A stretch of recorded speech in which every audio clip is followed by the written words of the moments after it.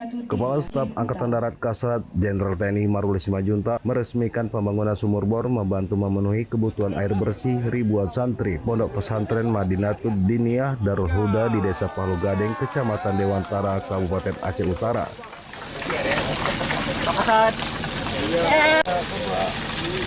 Selain meresmikan sumur bor, Kasat menyerahkan bantuan sebanyak 50 Al-Quran dan 100 karung beras secara simbolis yang diterima langsung oleh pimpinan daya. Jenderal Maruli juga menyerahkan tali asi sebanyak 100 paket sembako kepada sejumlah kaum duafa, anak yatim dan yatim piatu.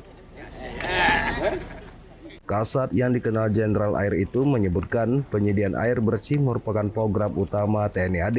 Bahkan sebanyak 3.300 titik di seluruh Indonesia telah dibangun air bersih, merupakan karya dan inovasi para komandan bersama prajurit jajarannya dalam membantu masyarakat di pedalaman yang mengalami kesulitan air bersih. Selain manunggal air bersih membantu kebutuhan masyarakat, sawah tada hujan dan ketahanan pangan nasional merupakan program prioritas Presiden Prabowo juga menjadi sasaran TNI Angkatan Darat. Gagasan Komandan Korem 011 Lilewangsa Kolonel Infantri Ali Imran ini mendapat apresiasi Kasat yang telah berhasil membangun instalasi sumur bor di sejumlah titik pondok pesantren dalam kawasannya. Jajaran Korem 011 Lilewangsa mengatasi sanitasi kebutuhan air bersih ribuan santri yang sedang menggeluti ilmu agama di Aceh.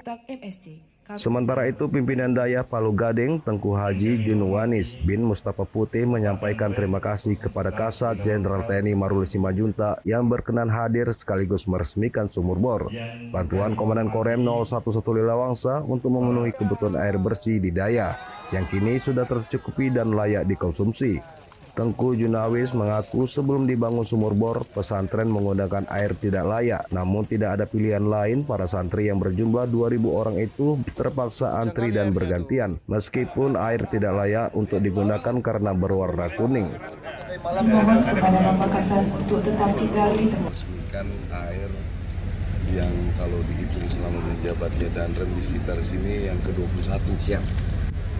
Dan ini saya mencoba nanti akan berdiskusi supaya lebih lagi kalau perlu mempercepat, karena kebutuhan air itu kan kebutuhan harian.